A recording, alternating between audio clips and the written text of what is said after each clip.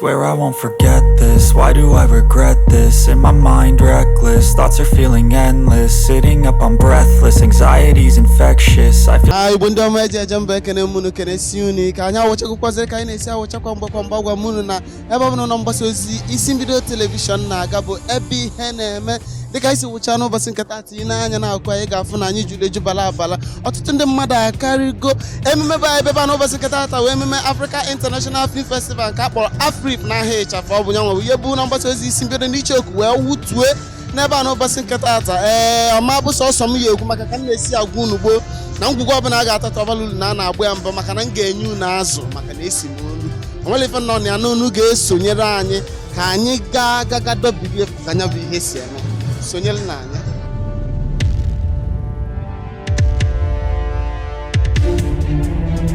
And the award goes to Julie Ako, Brian Monsanto, Nigeria.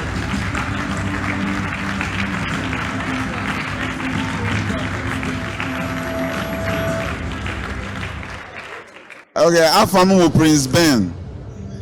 Prince Ben wafam. Okay, si dị Prince Ben na ọmalịcha nwoke o wuola anya na ebe anyị na-awụrọba anyị biko gwa kene ndị Igbo nọ n'ụlọ ekiri anyị efemela anyị gbaka ebe a taa. Ngwa ihe anyị ji wee bịa ebe a wụ maka Afrif, ihe a na-akpọ Afrif. You understand? So anyị nọ ebe a ime ịbịa nso mee ihe kwesịrị ịdị na film industry anyị na-akpọ ya.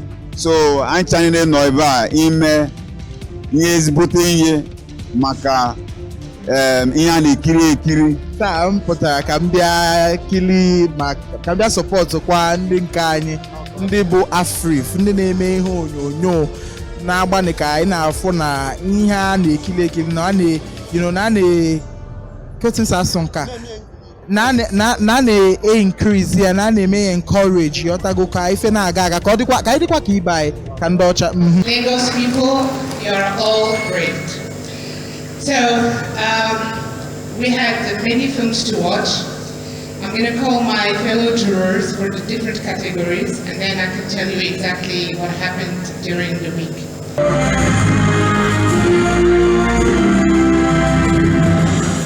And the winner for the Best Short Film Award at the 10th anniversary edition of Afrif is... Wait for it. Susanna Mergani. Round of applause, please, from Sudan. She here. Susanna Mergani. Okay. Is she here? Susanna, are you here? All right, so on behalf of Susanna Mergani, we will be keeping this award until we see her. Congratulations to Sudan. Round of applause. Na biko Afrif onwe ụlọ na-abagasị na ndụ ndị na-eme ejije na-ebinite ebinite.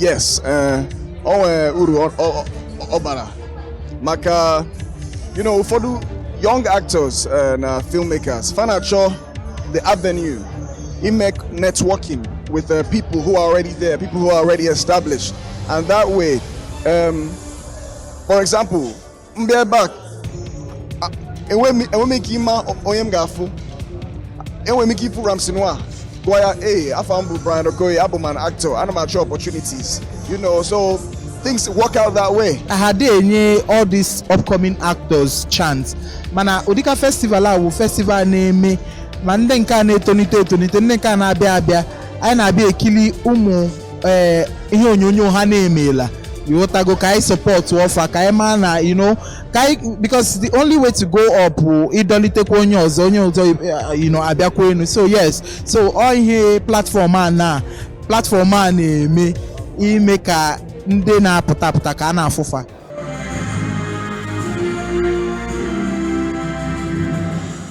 And the award goes to Julie Ako, Brian Monsanto, Nigeria.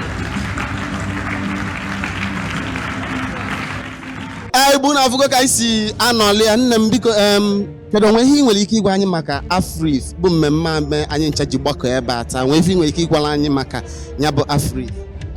Ịmago na ịmanụ onye ọbụla ma ihe Afrif bụ ịma anyị bịa na film festival today bụ the last day ihe ga-eme. Odo na mesoro kwa bido maka ana m arụ ọrụ aka m si Abuja bata mana ebe a sị na taa bụ mbọsị ikpeazụ ntị ka m bịa fụ ihe na-eme. Ga-enye na award films, short films, enwe short films, normal movie, best dress, best everything, best actor, best director. So I'm here to clap for the winners.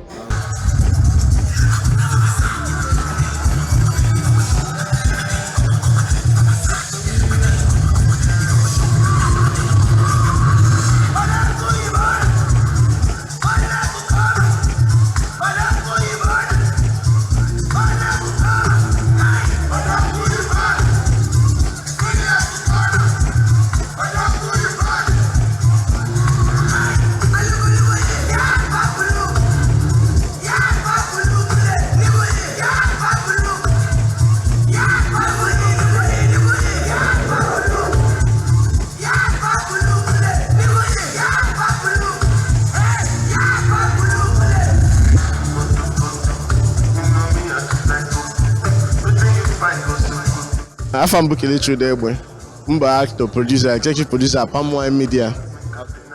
Orogwu nwoke igbo gị ife ewu na-ata nna biko gwakana anyị ife iji maka abịa ebe a taa na ulu ọba na ndụ ndị na-eme ejije mmemme Afrifa anyị bịa ịkọwala anyị maka igwe anyị ulu ọbal maka na ndụ ndị na-eme ejije kasị na ndụ nke Okay, ebe anyị bịa kịta Afrifa ihe a na-emekọta 10th anniversary ha anọghị ebe a 1 2 3 4 5 6 7 8 9 10 years and ihe a na-eme ka mgbe Afrifa dịcha mma na ihe ọ na-emere anyị as filmmakers na ha bịa ha kpọkọta anyị gwa anyị okwu nye anyị resources bute investors yọta kpọọ ndị mmadụ kpọpụ ka ha mụọ film yọta so ihe Afrifa na-emewu ọbịa ichi ọbịa n'obodo anyị ihe ọ na-emewu ndị mmadụ ya enweta ihe so much experience, so much knowledge, so Afrifa has been good. Yes.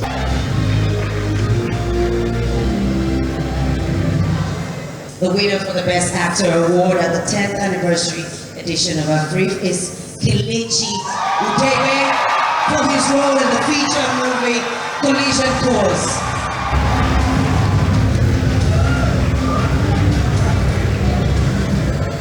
Oh yeah, now we trophy. Congratulations on winning the Global Awards Afrifa 2021.